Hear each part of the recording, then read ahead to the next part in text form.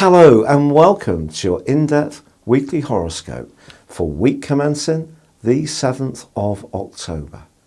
This week begins with the Sun, Venus and Mars all in the sign of Libra, which is very much to do with relating.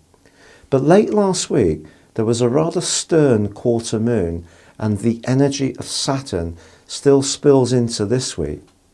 This is asking us to take our relationships really seriously.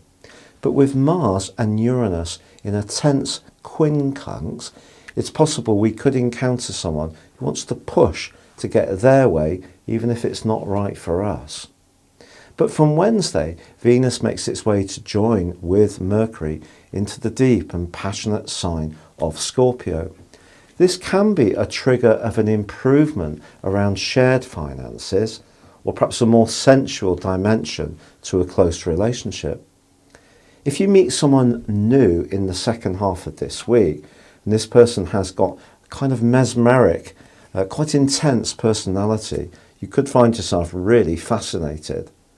But equally, Venus going opposite Uranus can pull people apart in a tie which is not working quite so well. Which brings us to the full moon, which occurs on Sunday in the sign of Aries. So if there is any kind of chink in a close alliance, it's likely to be revealed at this time. Now, this is partly because Pluto is going to be squaring up to this particular full moon, which will bring the power dynamic back into play that was influenced by that quarter moon. But fortunately, the Sun is forging a gorgeous angle to Jupiter, and Jupiter actually forges a semi-sextile to Pluto for the whole of this week. So all of this is saying that we need to be as open-minded as possible about our resources, financial situations, our relationships, but also in terms of exchanging our views. So if there is something that does need to be brought out into the light on the back of this particular full moon, if we can make sure that we're listening carefully, there's much greater chance to improve things or perhaps meet someone who can be very special indeed. Your specific forecast this week, Leo, sees the Sun, Mars and also Venus start the week in your sector of everyday communications. This collection of energy can create a lot of excitement, and you may want to move around more, be physically more active, or to express your ideas with enthusiasm. Speaking of which, by the end of the week, the Sun forges a quite gorgeous angle to Jupiter.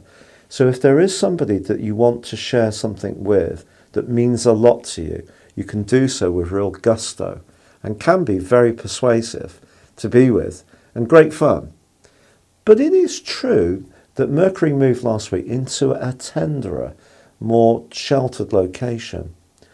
It's going to be joined midweek by Venus. This influence slows things down a little bit and could see you thinking about trying to balance home and family life with your worldly interactions. And a sudden offer or proposal around your work could see you just a bit uncertain about how to react.